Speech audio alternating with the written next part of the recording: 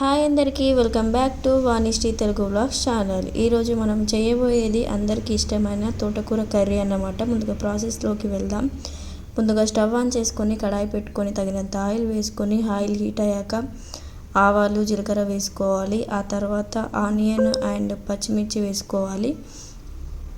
తోటకూర తినడం వల్ల బెనిఫిట్స్ ఏంటంటే తోటకూరలో ఐరన్ ఎక్కువగా ఉండటం వల్ల రక్తం పెరగడానికి చాలా మంచిది. విటమిన్ ఏ ఉండటం వల్ల కళ్ళ చూపు బలపడుతుంది. ఫైబర్ ఉండడం వల్ల మలబద్ధకం తగ్గిస్తుంది అన్నమాట.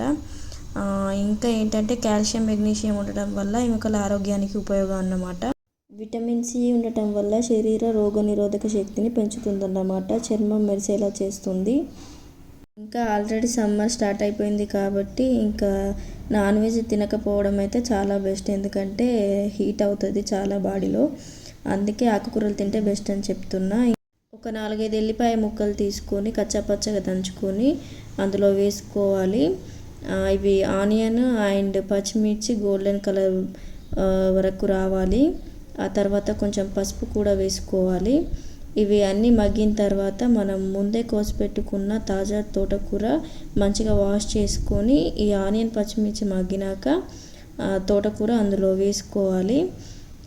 బాగా కలుపుకోవాలన్నమాట. ఈ తోటకూరను అయితే కోసేటప్పుడేమో ఇంత కనిపిస్తుంది అసలు గిన్నె నిండా. కర్రీ చేస్తే మాత్రం అసలు కొంచెమే అవుతుంది. తోటకూర వేసుకొని బాగా కలుపుకున్న తర్వాత ఒక 5-10 నిమిషాలు మూత పెట్టుకొని ఉడికించాలి. ఈ తోటకూర షుగర్ ఉన్న వాళ్ళకైతే చాలా మంచిది. ఎందుకంటే క్యాలరీలు తక్కువగా ఉండడం వల్ల డైట్లో ఉన్న వాళ్ళకు కూడా బెస్ట్ అన్నమాట. ఎక్కువగా కాకుండా వారానికి 2-3 సార్లు తింటే అయితే తోటకూర చాలా మంచిది. ఒక 20-30 మినిట్స్ ఉడికించుకున్న తర్వాత అందులో నీరు పోయాక సరిపడా సాల్ట్ వేసుకొని అండ్ టమాటో ముక్కలు వేసుకొని ఉడికించుకోవాలన్నమాట.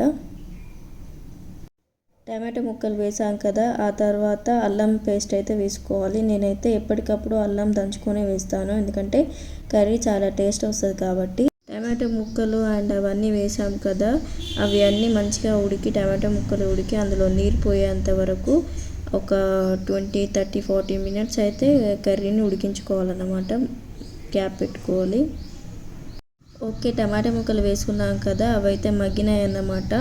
క్యాప్ తీసి చూశాను. ఆ తర్వాత నేను నీరు పోయిందని కారం వేసాను అన్నమాట. ఎందుకంటే నేను పచ్చిమిర్చి అయితే చాలా వేసుకున్నాను కాబట్టి లైట్గా కారం వేసాను అంతే.